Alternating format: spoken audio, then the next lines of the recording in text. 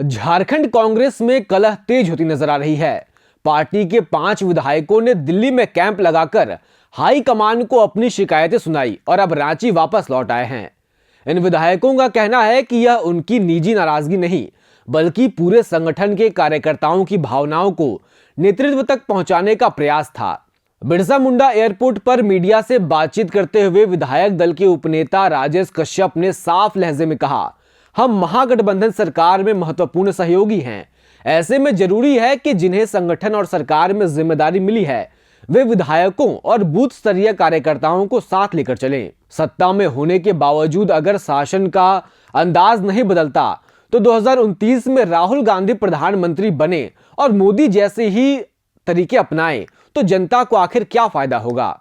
राजेश कश्यप खिजरी से कांग्रेस के दूसरे टर्म के विधायक हैं और उनके बोल किसी भी रूप से कांग्रेस के लिए ठीक नजर नहीं आ रहे।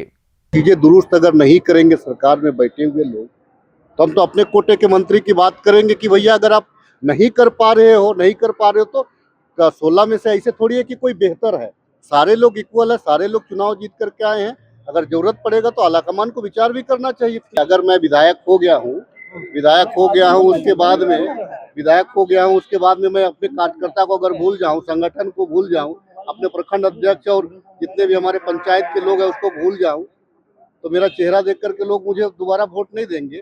अगर विधायक से अगर आप मंत्री अगर हो गए हैं तो मेरी भावना को सबका डिमांड था कि बाकी वर्कर से बहुत सारे लोग, हम लोगों ने बोर्ड निगम की भी चर्चा की, बोर्ड निगम के बारे भी कहा कि सर कम से कम 1 साल बीत गया तो बाकी वर्कर जो हैं जिनको टिकट नहीं मिल रहा है उनको भी अवसर मिलना चाहिए। जिनको सरकार में दायित्व मिला है उनका भी दायित्व है कि संगठन के लोगों की भावना को समझे। यही तमाम चीजें हैं। 5 विधायक जिसमें राजेश कश्यप, सुरेश बैठा, नमन विकसल कोंगाड़ी, सोनेराम सिंकू और भूषण बाड़ा शामिल हैं। उन्होंने दिल्ली में कांग्रेस अध्यक्ष मल्लिकार्जुन खड़गे, महासचिव केसी वेणुगोपाल और के राजू से मुलाकात की। उनका मुख्य गिला राज्य में कांग्रेस के कोटे के 4 मंत्रियों की कार्यशैली से है, जिससे कार्यकर्ता काफी नाराज चल रहे हैं।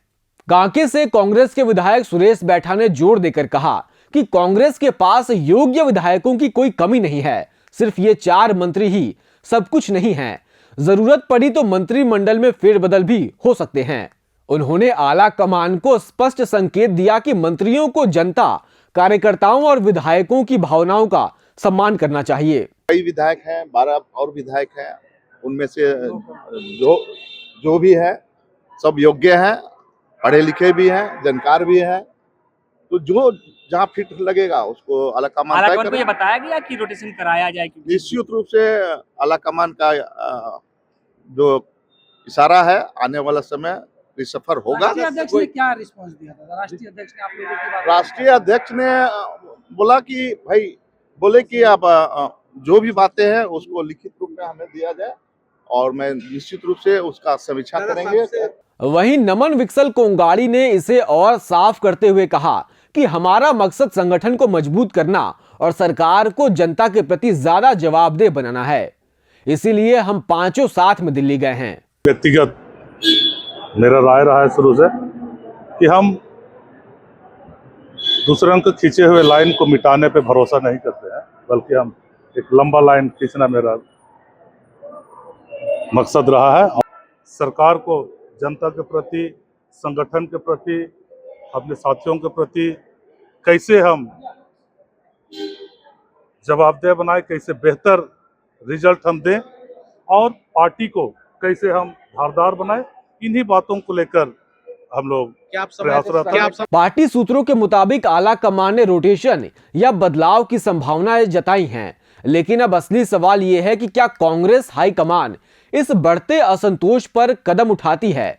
झारखंड में महागठबंधन की सरकार में कांग्रेस के 4 मंत्री हैं, मगर इन शिकायतों ने साफ कर दिया है कि पार्टी के अंदर तनाव गहरा रहा है। हालांकि मुख्यमंत्री हेमंत सोरेन इस वक्त राज्य में नहीं हैं, बल्कि राज्य में ही नहीं बल्कि वो देश से भी बाहर हैं। ऐसे में देखना होगा कि मुख्यमंत्री के झारखंड लौटने के बाद इस पर कितनी पहल होती है। वैसे यह पहली बार नहीं है जब झारखंड कांग्रेस के विधायक अपनी ही पार्टी के मंत्रियों की फील्डिंग सेट करने दिल्ली पहुंच गए हों। और मौजूदा समय में जो लोग मंत्री बने हुए हैं कुछ साल पहले, वो भी इसी तरह अपने तत्कालीन मंत्रियों की फील्डिंग सेट करने दिल्ली दरबार जाया करते थे। हालांकि देखना होगा कि कांग्रेस का आला कमान इन 5 पांडवों की अर्जी को कितनी गंभीरता से लेता है। तो आज के इस अंक में बस इतना ही, मिलेंगे किसी और विषय के साथ। शुक्रिया।